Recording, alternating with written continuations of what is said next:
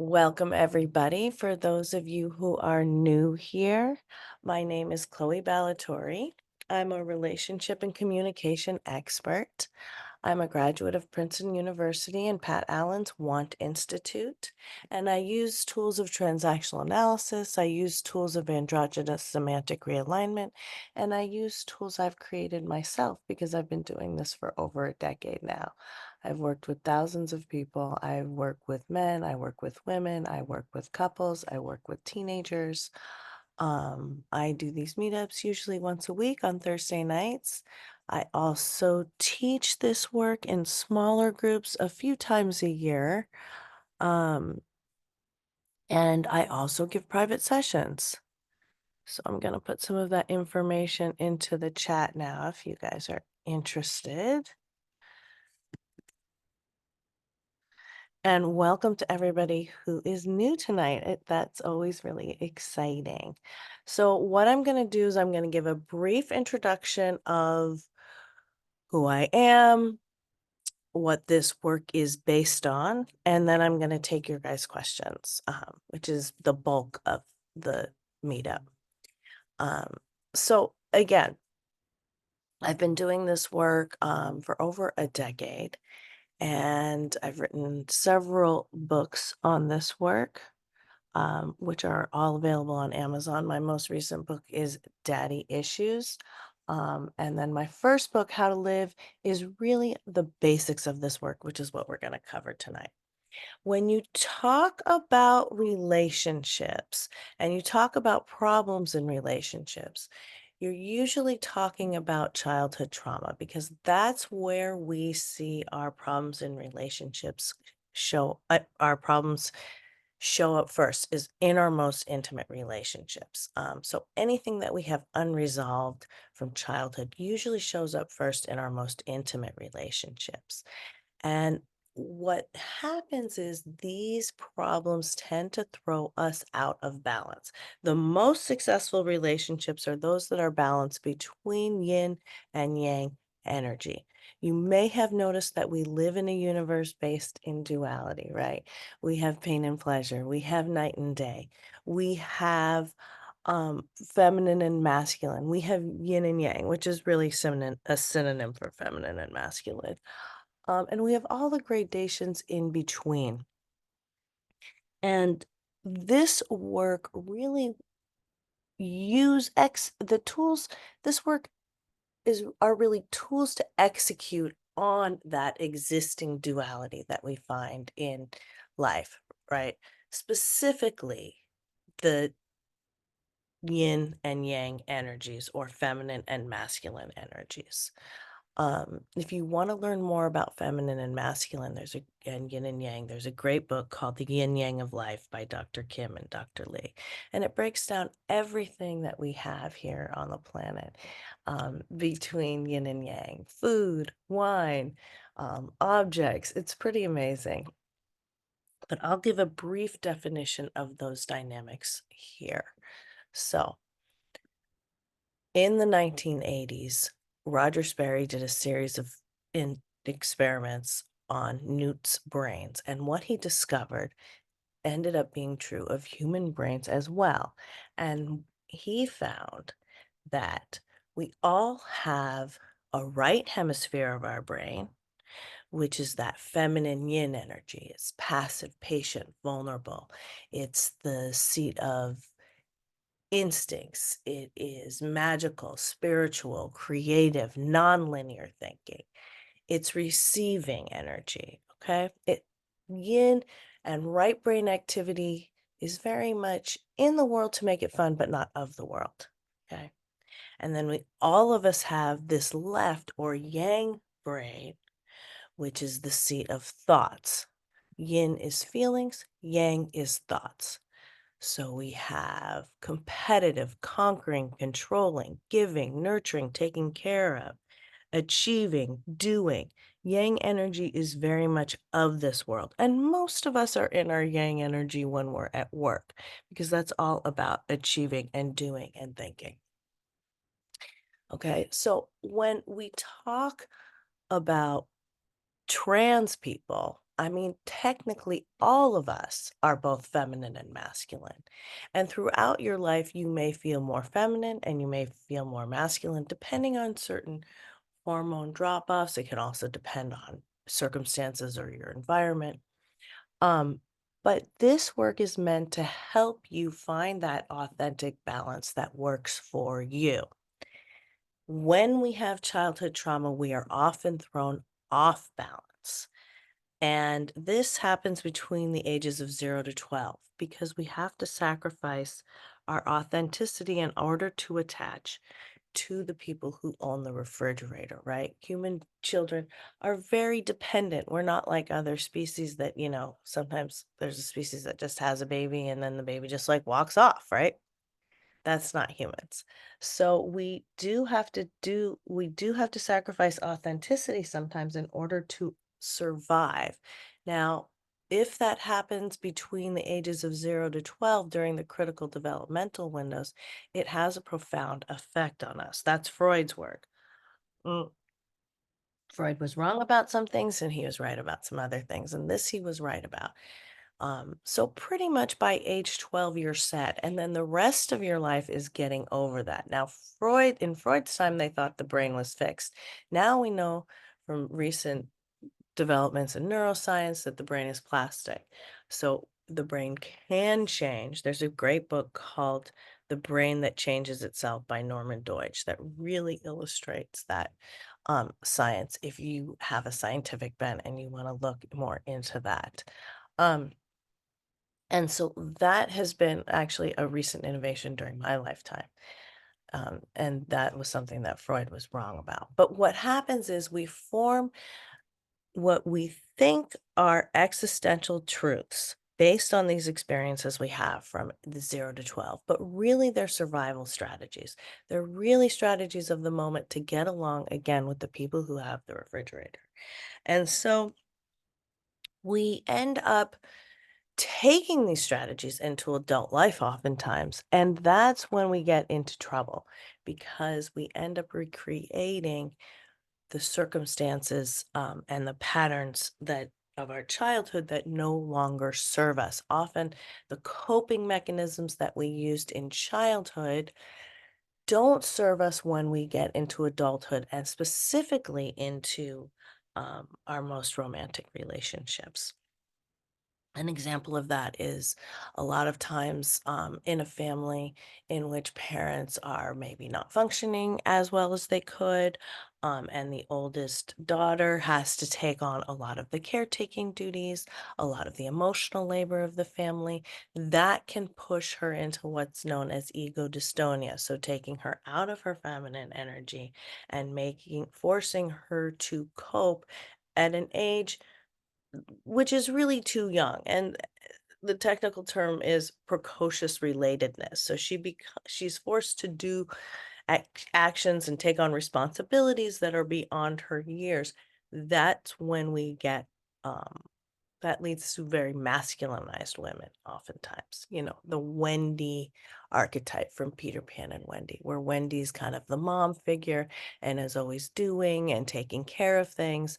And her counterpart, Peter Pan, is the masculine version of what can happen in ego dystonia, where a man is not respected or allowed to take on responsibility, or neglected, even spoiled. You can end up with ego dystonia, and that's the Peter Pan archetype that doesn't want to settle down, that doesn't want to take responsibility, that wants to be a boy all his life, right? And so these strategies don't serve us in our adult relationships.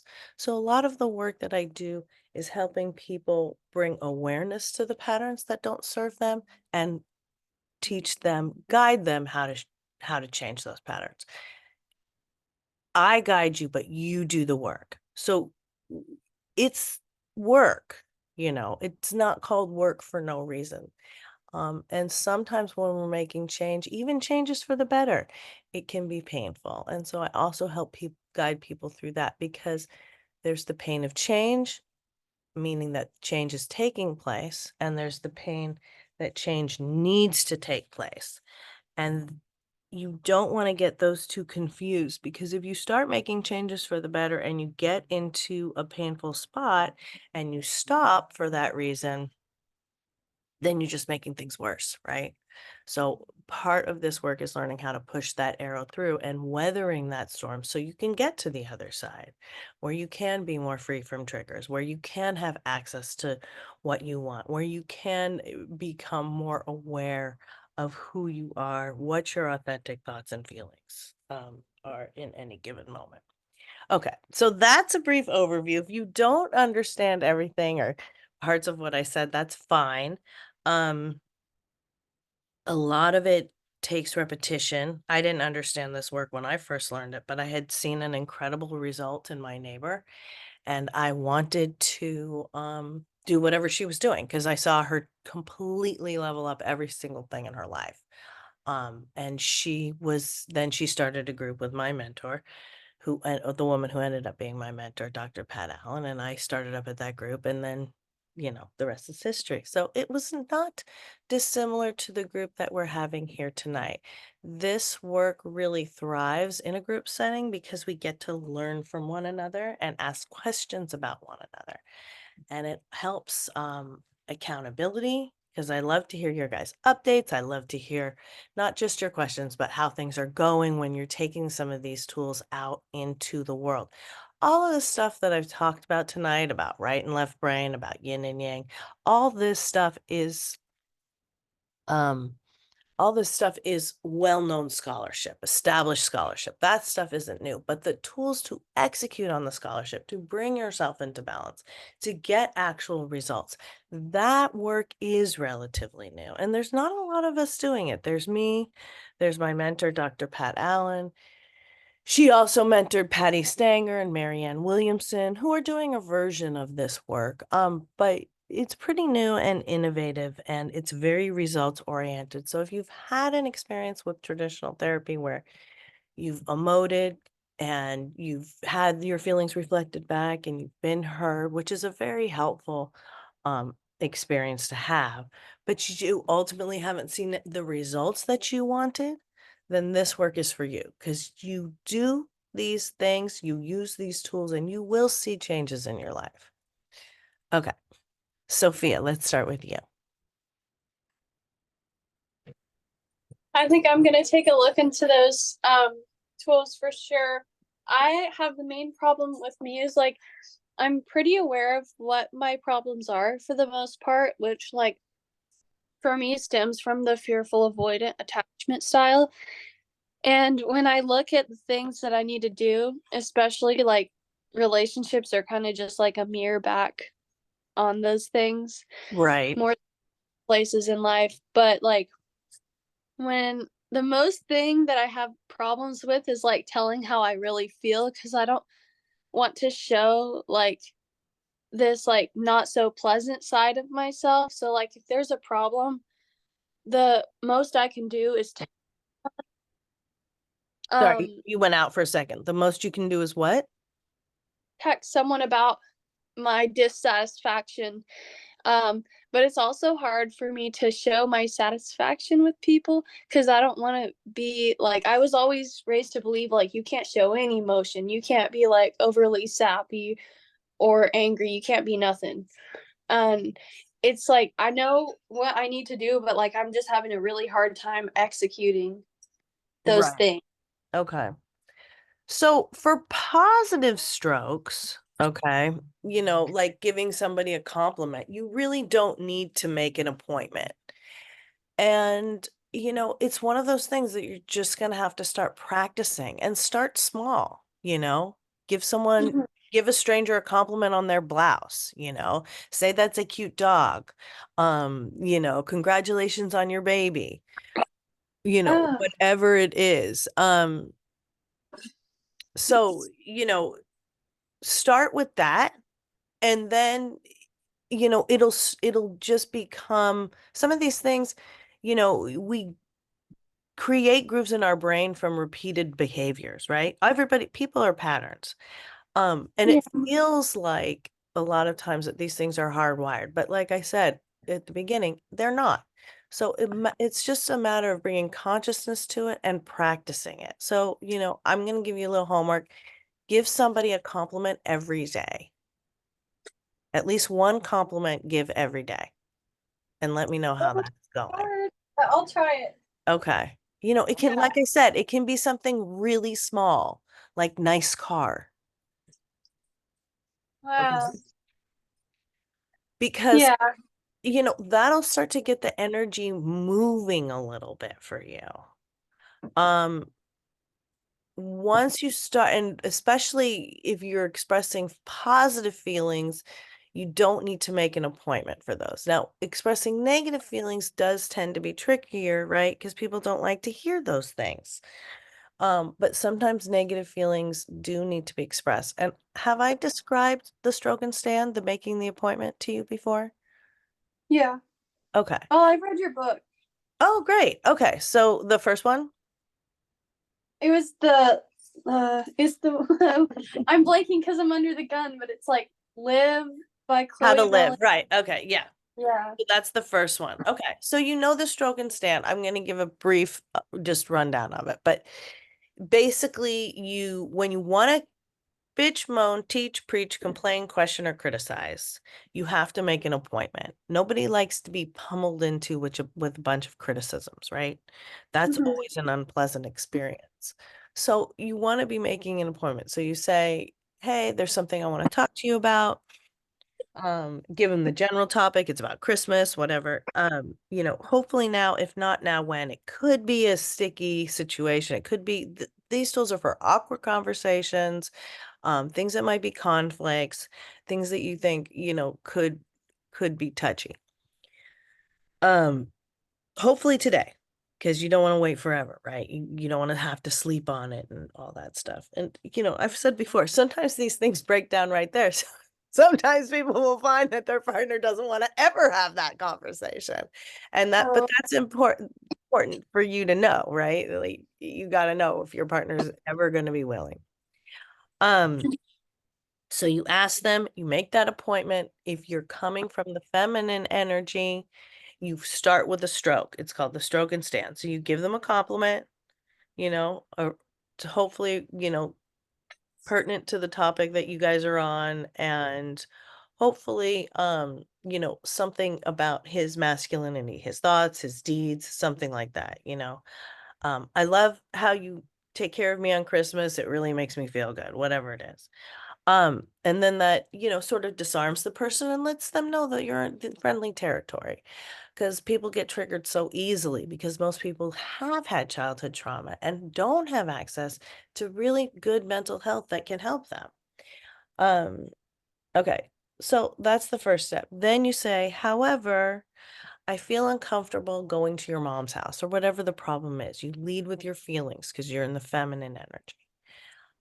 What do you think about not going this year? Right? Then you ask the other person their thoughts. You don't forget that part. That part's very important. A lot of people get very consumed, understandably expressing themselves because they're not used to it, like you said, Sophia. Um, Mhm. and then they forget to ask, what do you think? So they leave the other person out of the conversation. So you have to remember to ask, what do you think? And then you hear what they have to say. Go back and forth once or twice. That's it. It's not meant to set up an argument. They have every right to think or do what they want to do. You may want, if it's not what you want, you may want to let them know what the price tag is of them doing that. Okay, I understand you want to go to Christmas at your mom's, but I'm not comfortable doing that. So I'm going to stay home. That would be an example. So that's the stroke and stand. Are Yeah. you using that? Well, right now, no, because I broke up with that dude I was talking about. Right. But I used that. Um I tried to use that one time. I said I'm gonna make it PG, but I Okay. said, "You're the best friends with benefits ever." And then I said, however, like I'm not happy with just once a week, or like I need at least once a week. Right. Um, wait, let me That's pull up good. that text. I should delete this guy's text so I can move on. No, I think that sounds good. I mean, that's definitely, right along the lines. But I think just using, even if you use kind of an abbreviated version of that, using that rubric when you have to tell people feelings that you know will make them uncomfortable Mm-hmm. helps. Now, you still may experience like stress. A lot of times that's the nature of the catharsis, right?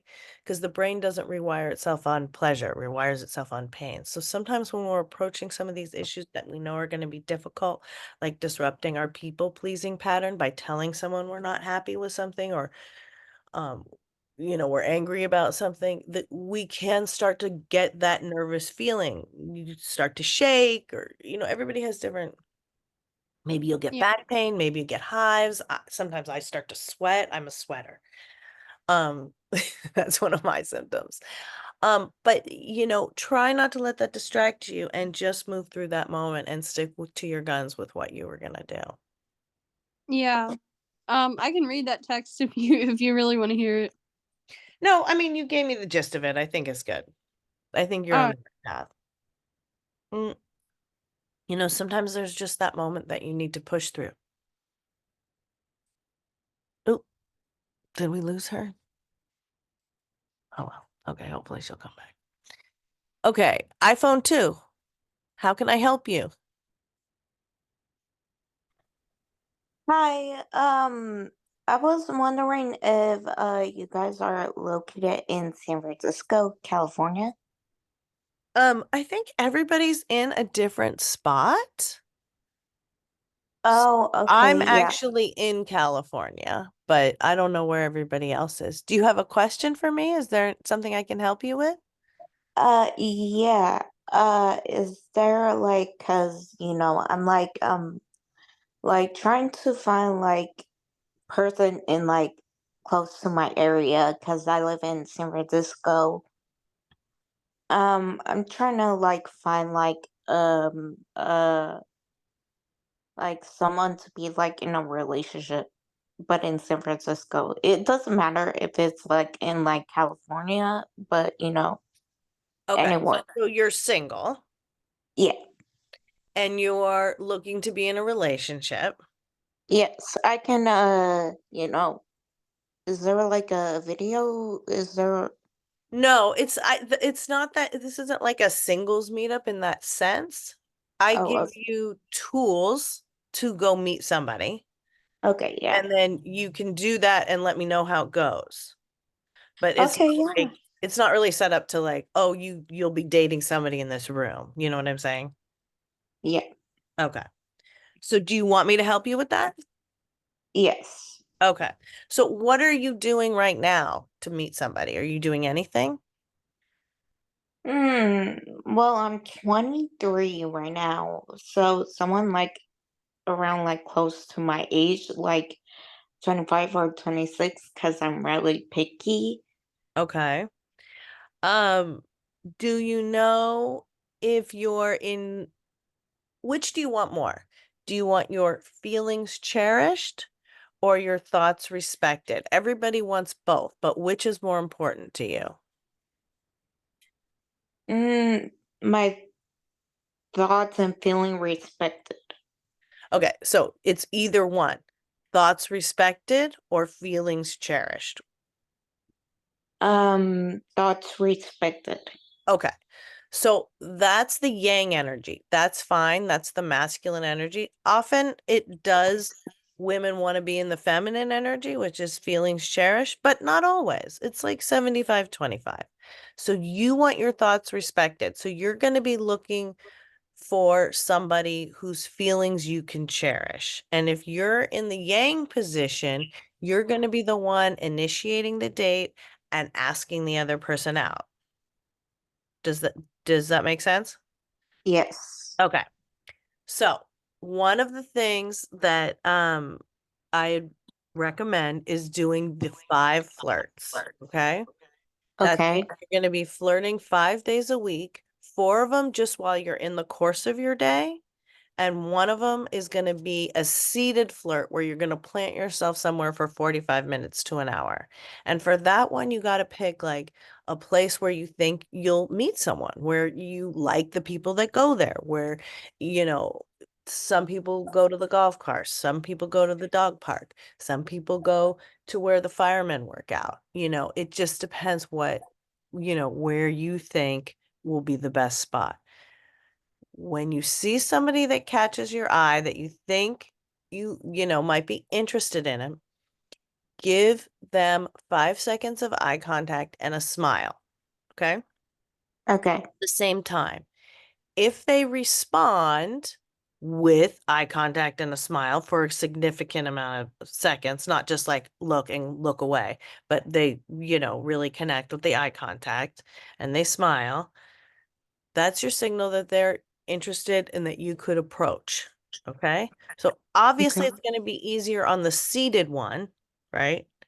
But you can Mm-hmm. still do things on the walking ones or the moving ones. So Okay. try that out and let me know how it goes. You're going to be, once you get that signal, then you can, you know, make your approach. You know, and if you're going to be cherishing somebody's feelings, you know, you're going to be saying something like, you know, kind of soft and fuzzy to them, you know, like, oh, beautiful sweater, or, you know, you're going to say something that makes them feel good.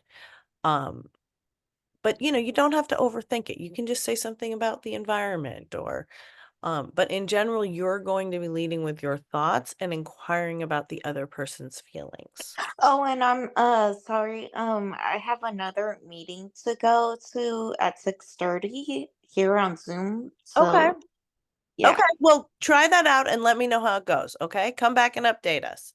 Okay. Thank you so much. You are so welcome. Thank you. Bye. Bye. Okay.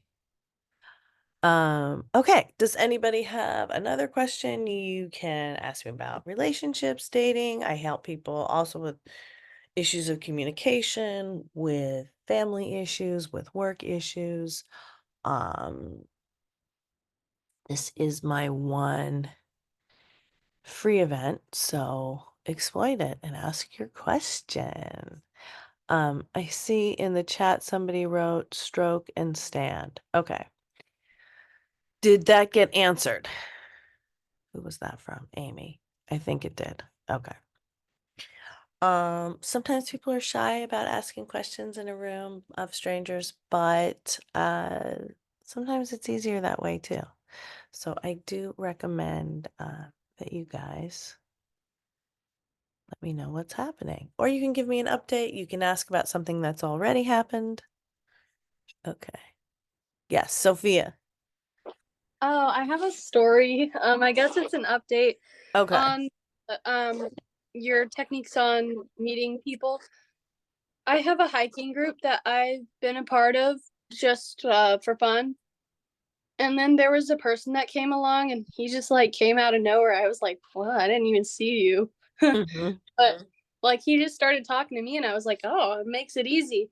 Um and then I realized that he was a doctor and I was like, "Nope, nope." So I just fell behind because I don't trust doctors, man. Um, but that was Okay. like I'm good at conversations with people if I know that there's no stakes. Like I think that's another fearful avoidant thing is like I know I'm not going to get Yes. because I know I already am prejudiced against him, and Right. he knew not to take my number because I wasn't Right. You very. fell back. Right. So but that brings up a good point, which is that, you know, a lot of times we are nervous around people that we like, and then people that we don't like as much, right? We're less nervous. And so that's why practicing these tools, there's a tool that I teach called duty dating. And basically it means that you go out with somebody 3 times, even if you don't think you like them, just to practice the tools and give yourself and the other person a chance, because you do tend to be nervous on first dates. And, you know, it's hard to sometimes put your best foot forward. Oh, so like this sounds funny. Like if I went out with him hypothetically, if this was Yeah. another person I wasn't interested in, I would go out just to practice the communications and like the Exactly, exactly. And you might be surprised, you know? I mean, I understand you don't want to have a doctor. That's your prerogative. A lot of women are looking for doctors, so I don't feel sorry for him. But, you know, you might also be surprised because typically we're not that great as humans at predicting who's going to make us happy, what's going to make us happy. You know, a lot of times I'll have a client looking for X, Y, and Z. They meet a guy with a whole lot of A and they're happy, you know? So that can be very unpredictable. That's kind of why I don't love the dating apps because you have to check all those boxes. And a lot of times we're not that good at knowing who's going to float our boat, right? Everybody's a unique, authentic individual when they're being themselves. And so that's why I also like the duty dating because it makes you practice being open-minded. A lot of times we have people in front of us, we have, you know, solutions in front of us, but we can't see them because we're so fixed on, you know, our goal, right? We have a tunnel vision towards a certain goal. And I like to tell the story of a guy who I was working with was approached by he joined a volleyball team, and there was another guy on the volleyball team, and he said, "Hey, don't you go to, you know, X, Y, and Z gym? I think I've seen you before." He said, "Yeah, I go there every day. I'm there at like 6 in the morning every day." And he goes, "Yeah, same with me." And my client said, "I have literally never seen this guy." And of course, once he said that, then he started seeing him, but the guy had been there the whole time. So Oh wow, he was just hidden like a fly on the wall. yeah, I mean, it's just funny how you can't see things or hear certain things if you're not open, right? Hmm. And then suddenly he was opened up to this guy and then started seeing him. So, okay, couple more questions here. Cindy. Hi, Cindy. Hi, Chloe. Welcome back. Thanks. How can I help you? Yeah, so I guess I resonated with what Sophia said earlier about the fearful avoidant attachment. Yes. I have that too. Okay.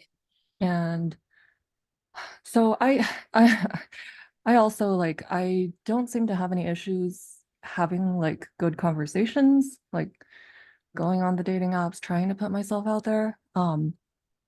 But I guess like I tried the whole like going into Whole Foods or whatever, Kroger or whatever, and like looking around, and I can't even make eye contact. Um, I think my fear of intimacy is so strong Yeah. that it's like I can be friends with anybody, but the second someone shows like romantic or sexual interest in me, I like this one time a few months ago, someone came up to me at the grocery store and he was really polite. But I was really polite too, but I like ran out of there. Did you I think think you might be interested in him? I honestly my brain just shut down. Okay, you just Um, panicked. yeah, I mean I was very nice and honestly mad respect to people who have the guts to ask people because I wouldn't, but um yeah, I think I just have this issue with feeling safe in my own body. Hmm. Um I think I mentioned before, like I grew up, so like my dad was also a rager. So Okay. um I'm like working through it in EMDR therapy. Oh yeah, I was about to say, are you doing EMDR or tapping? Because I think that would be really good for you. Okay, Is yeah. it I helping? How long have you been doing it? I only started like last week. Okay. It But does, you do get results quickly though. oh really? Yeah. Okay, I was wondering if you had like done it before or I like have considered done it. it. I have done it and Be I have had other clients do it as well. It's really compatible with this work. okay. Yeah, And you know, so for some people they see results like within a matter of weeks, or some people it takes a little bit longer. But I literally have it usually I've had a very good track record with it. My clients have had a very good track record with it. So I'm happy to hear that you're doing that. Yeah. And JJ, it's EMDR therapy. So kind of It's short for eye movement desensitized. desensitiz right? Hmm. Rapid something desensitiz Something like that. yeah. Um Um, yeah, but if you want yeah, it's very good. It's very useful for trauma. How are you with having eye contact with just like, someone you do feel safe with? Are there people you feel safe with in your life? yeah, yeah. No, I can have normal eye contact. It's just Okay. as long as it's not romantic or sexual. Um, if Okay. it's just like friends or whatever, or just acquaintances, anybody, like I can talk forever. What So about like a cashier or just a oh service? yeah. Yeah, I Okay. can talk with anybody. Honestly, like I I love talking to people. It's just like the physical intimacy part just makes my body shut down. Um, Okay. So and you've had a so traumatic experience. I'm not really, to be honest. It was just living in an environment that there was constantly threat of potential violence. Yes, that's a Yeah. traumatic Yeah. experience. Yeah. Yes. I mean, I get that, and kudos to you for, you know, working on it and trying to do something about it and being aware of it. I mean, those are the first steps. So I'm going to be curious to hear how it's going, after you've been doing this for like even another week. But in terms of, doing the flirting, see if you can desensitize to a shorter period of eye contact. Mhm. So maybe try like a 3 second, or a 2 second, and then look away. And smile. Yeah, Oh exactly. my A God. I don't smile. think I've ever done that in my life. Okay. Uh, And have you learned the tapping technique? yeah, the You can do EFT. it in conjunction. You can literally be tapping and doing it at the same time. I mean, I don't know if I would recommend this, but I did have a client who was doing it while driving Oh, a lot because she was getting okay. triggered a lot driving. I can't remember why, but um, so you can kind of be practicing the technique, but still maybe, Got it. also Yeah. going for a little bit of eye contact. See if you can desensitize to a shorter period of eye contact and also using your techniques, and then you might see a little progress that way. Okay. Yeah. I was just wondering about like how to gradually integrate like practicing, but also not like completely Right. freaking myself out. Right. So that And makes part sense. of it is talking to yourself and reassuring yourself. And are you cultivating like habits that make you feel good every day? Yeah, yeah, I would say so. Okay. You know, I um I do like I pretty much besides, working my job, I pretty Hmm. much try to take it easy and do what I like to do every day. So, Okay, good. yeah. Okay, so make sure you're doing at least 1 hour of yin activity every day that's just for you, just for the pure pleasure. If it's staring out a window, if it's getting a massage, if it's taking a bath, whatever it is. Um, that will start to literally make you feel better, right? And Hmm. we need to feel good to do good. So once you start feeling better, that's going to build your confidence and help you act with more ease, but it's a gradual process. All change that's real is slow, but give yourself credit for trying these things. Hmm. And Yeah. building on them. And then, one of the great things about this work is, of course, we can't erase vulnerability altogether. But when you know these tools, you do get very good at seeing signs early on so that you don't extend a painful situation too long. So you get sometimes people I've had I had a client who once accused me, well, asked me if I was a witch because you get very good at predicting what is going to happen on certain Hmm. things.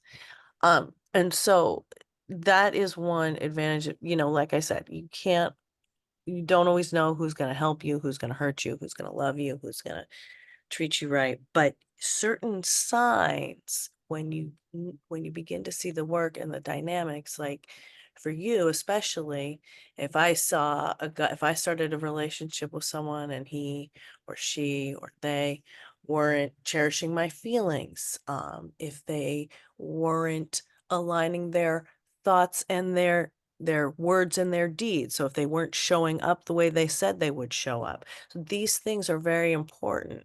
And if I saw those things, I would get out very quickly. I recently had an experience. It wasn't in a romantic situation, it was in a business situation where I just was seeing things not lining up, words and deeds. And even though Mhm. everything was rosy and da, da, da, we love you and da, da, da, da, da, I knew it wasn't going to work out. And it might have sounded really sudden for them because I just kind of was like, no, we're not on the same page. But um, I already knew. Even if they didn't know, I already knew it wasn't going to work out. So, Mhm. I commend you and I want to give you that to look forward to because you will build confidence by practicing these things and it will get easier and you will feel more free.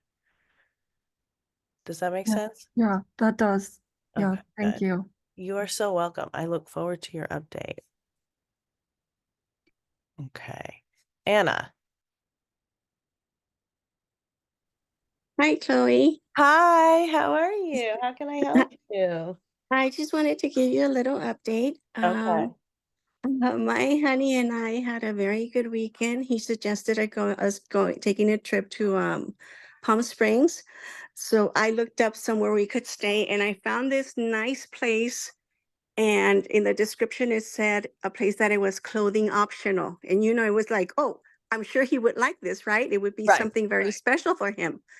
So I told him about it and he booked it and we drove over there and we stayed there and it was a really nice place and I felt comfortable because it was a nice place. There weren't that many people there. Right. It It was wasn't pretty good. seedy. Exactly. It was nice. And of course, we did get it was clothing optional and Nice. Fun. which was okay. I felt comfortable, not like really comfortable, but I felt okay. Right. And, I Great. felt comfortable enough that he even took some pictures of me, like modeling for him. And it was nice, Beautiful. and we had a really wonderful time, so we get back home and then we went to sleep and everything. And then in the morning I wake up and he's on Instagram. Mm-hmm. And then I'm like, what are you doing? And I told him, you're on Instagram? And he said, yeah. What are you looking at? I told him, are you looking at boobies? And he said, yeah. And I said, well, why are you doing that? Didn't we just have a wonderful weekend? We went to a place where clothing was optional and we come home and you still have to look at that. Mm-hmm. So I was like, what's going on? And he said, well, you don't understand. It's not that I'm looking at it because it's arousing me or because it's doing something to me. And I said, well, why are you looking at it? He said, because I just wanted to look at something beautiful Right. It's or relaxing. some beauty. And I said, Right. well, well, that triggered me because I was like, well, you called me beautiful. Well, to me, it's like I felt beautiful this weekend with him. Okay, We but even took pictures.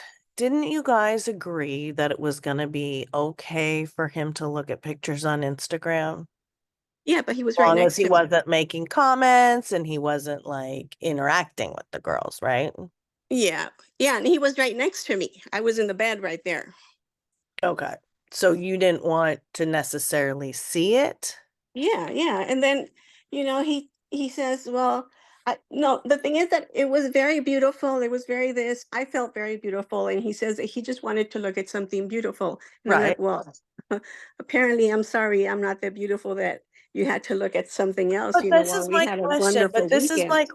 This is my question. Why are you taking it so personally? What is the reason why this was such a big, Because because because Trish, he likes, most men like to look at pictures of naked women. yes, but if he already saw me all naked and in the pictures and he saw other women They there, like to why look does at the pictures next of naked women all the time. all the time? Naked It's like all even the the time. next, even as soon as we get back. Yeah, Oh like my God. daily, Okay. daily. Well, and then, after that, he He says, you know what? Let me tell you something. He says, this, what I am, the person that I am, what I'm offering to you, this is the best that I can offer you Right. of myself. Okay. Do you You take really it or want leave to it. end the relationship because he looks at pictures of boobs on Instagram? Well, you know, Maybe you well, do. Maybe you do, but that's not what you've said in the past. yeah, that's not what I said in the past. But, you know, it doesn't give me hope that he's gonna either, is it gonna progress or is it gonna get better or not? If this is the best thing that he can offer me, he looking at it more and more and more, then it's like, then Well, is that we what I don't want? know that he's looking at it more and more. It seems to Yes, be pretty steady looking at, right? There hasn't yes, been like a drop off. It's been pretty steady this whole time. Now, when we've talked about it in the past, you expressed that you were kind of conflating his looking at pictures of naked women with him cheating on you. yes, And has he been faithful to you? yes. But I Yeah, still see it as he's cheating on me. because I he's guess. looking at pictures. Yes, yes, Okay. Okay. Now, you can absolutely break up with him for looking at pictures of naked women. That's totally your prerogative. But I do want to share with you that in my experience, that looking at pictures of naked women, first of all, doesn't always lead to cheating, right? There's a difference between looking and communicating, DMing, making comments, that sort of setting up meetings. That's a big difference. Second of all, I've worked with thousands of men.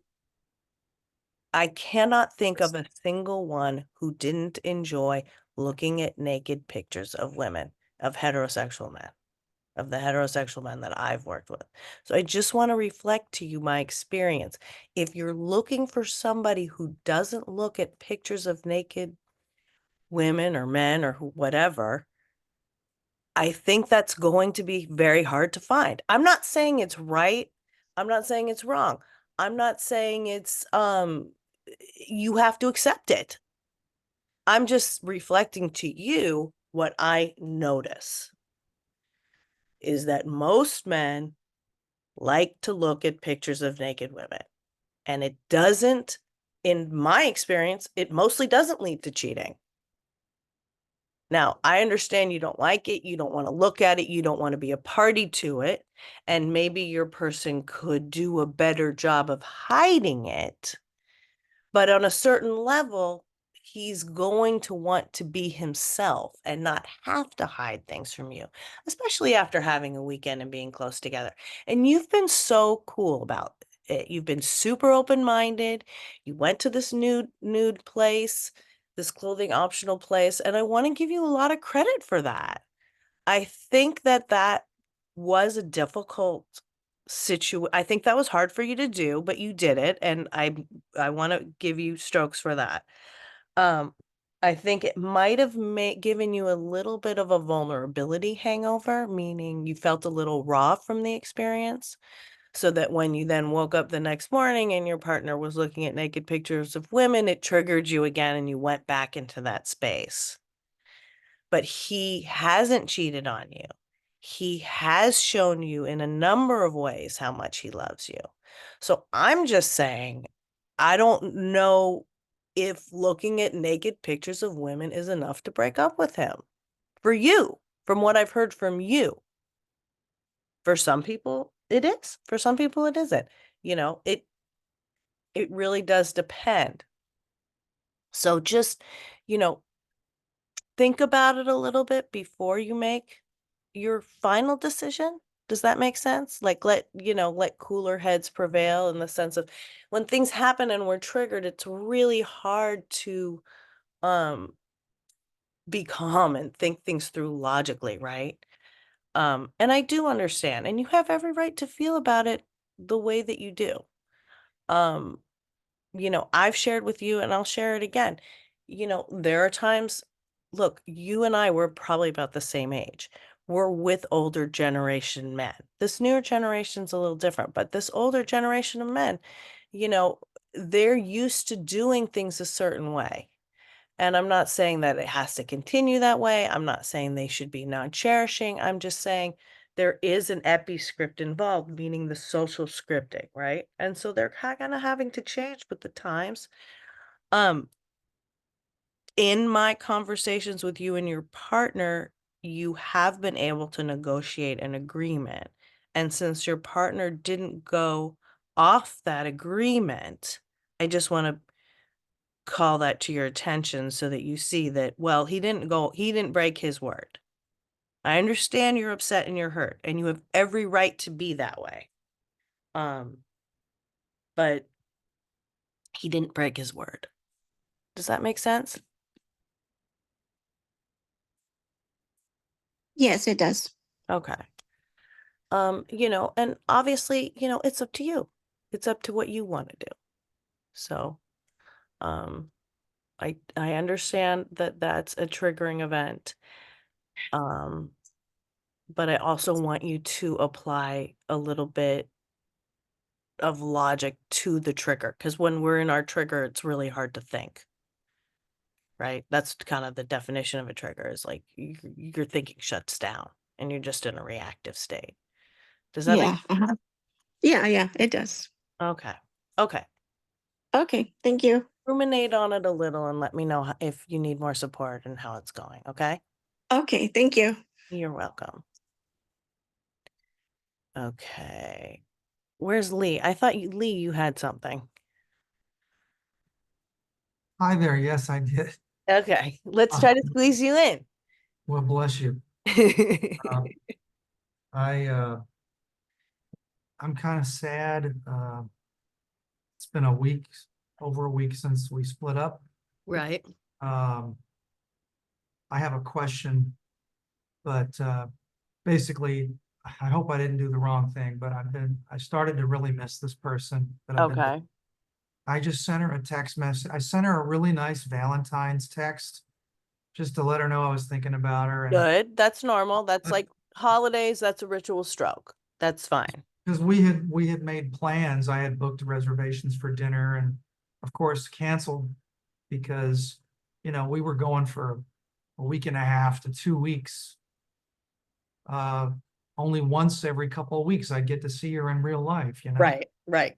And Because so we're delicious. that's the reason we parted. But today I reached out, just said, how you doing? Because I didn't hear back from her on the Valentine's message at all. And she sent some messages that were basically, I think they were abusive. Okay. Like, don't you see how you fucked this up? And why are you texting me? I don't know what you think you're going to accomplish by texting me. And just really just the kind of messages that just say go away. So my question is, how does someone know? Because this may be where I screwed up. I don't know. Maybe I didn't. But I'll just be honest. I thought I was in love with her. Mm-hmm.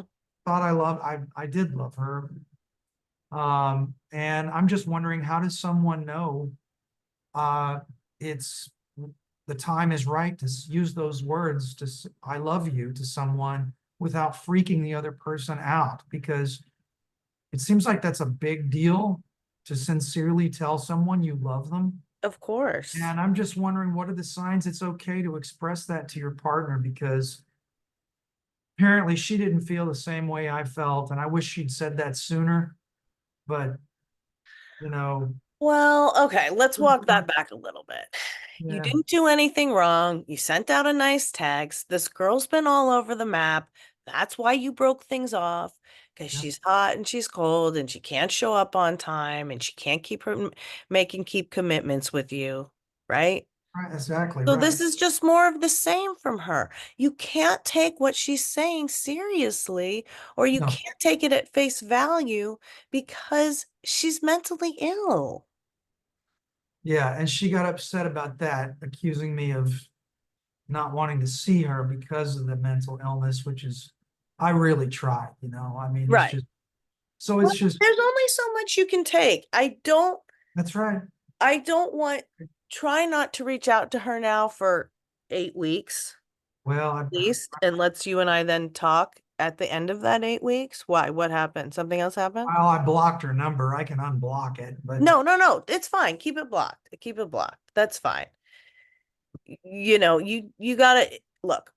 If there weren't some nice things about her, then you wouldn't have been with her in the first place. So unfortunately, this is a little bit the cost of doing business. yeah, But yeah. I hopefully just in talking to me and literally in having that experience, because you're having a little afterburn, right? You're having a little like, I'm oh, looking for closure, yeah, I'm looking for closure, and I think I got it today when she replied with those messages. exactly. That's what I was gonna say. I think that what she replied with really confirmed your intuition about it. But it did spawn the question, when is the right time to use those words?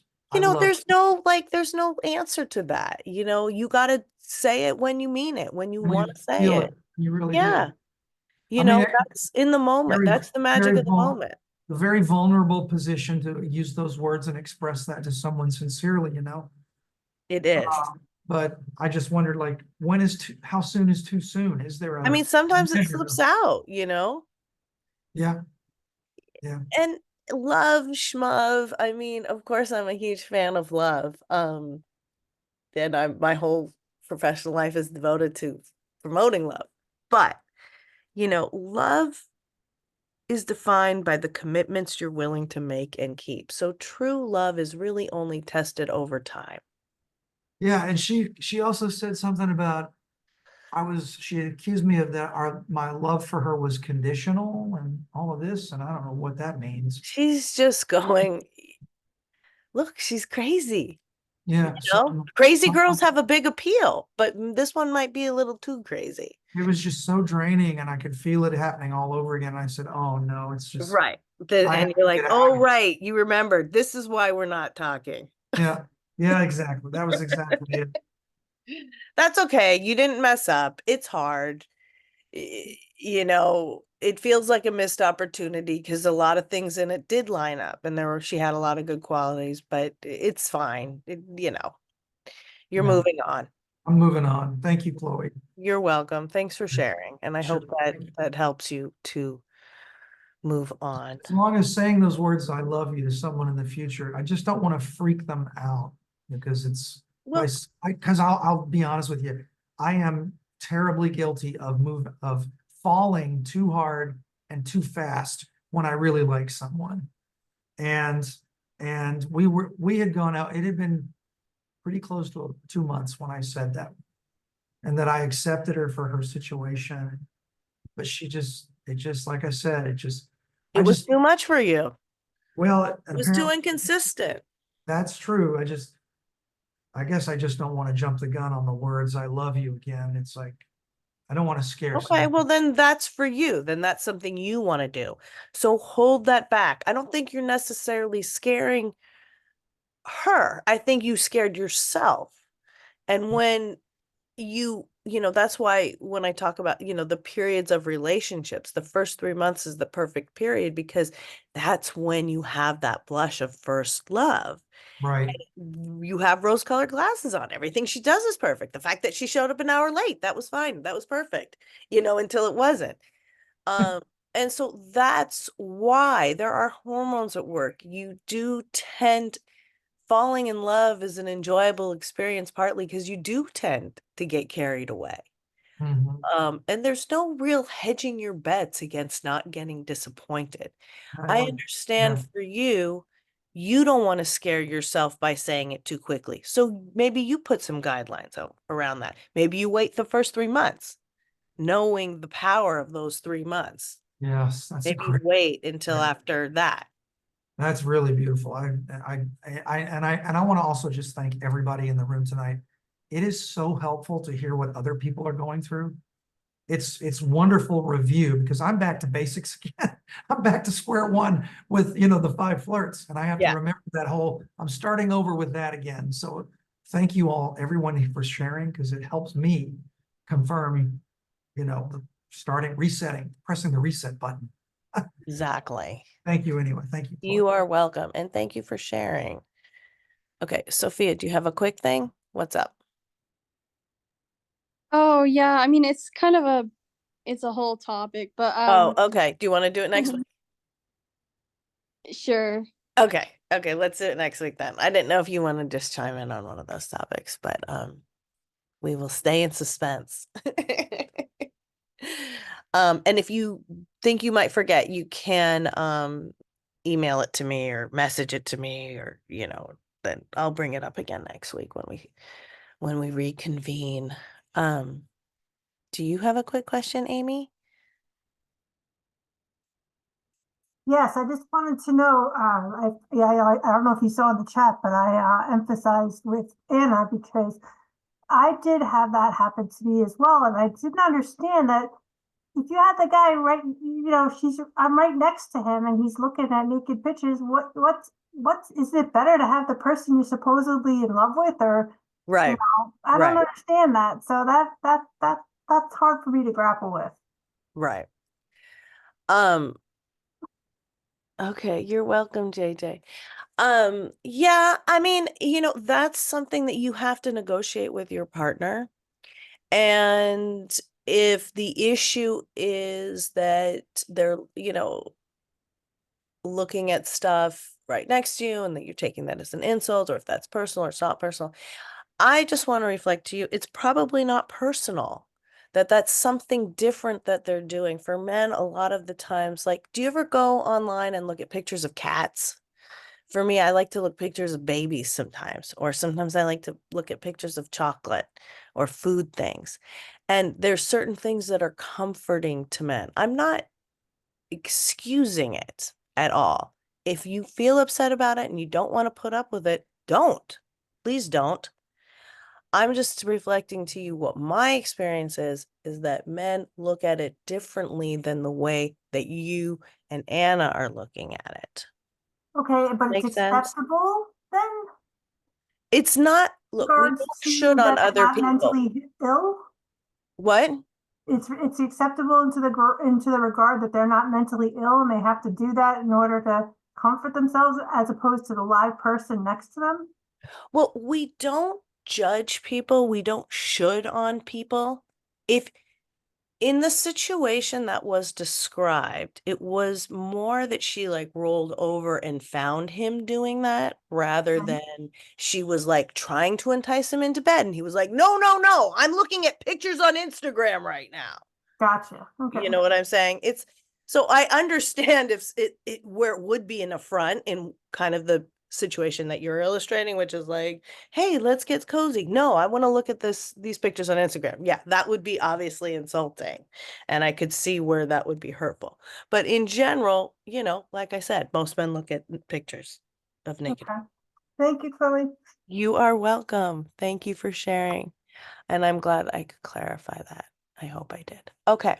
So you guys, I put in the chat my credentials. You can reach out to me on Instagram. You can reach out to me through my website. If you have a quick question, we can, bring it up next week, or I can answer it, or we can set up a private, depending on what it is. So, this recording of this session will be available on wherever you get your podcasts, also on YouTube. And these are all my links here. I put up stuff on Instagram every day and TikTok. And if I don't hear from you, I will hope to connect with you soon. Have a good night.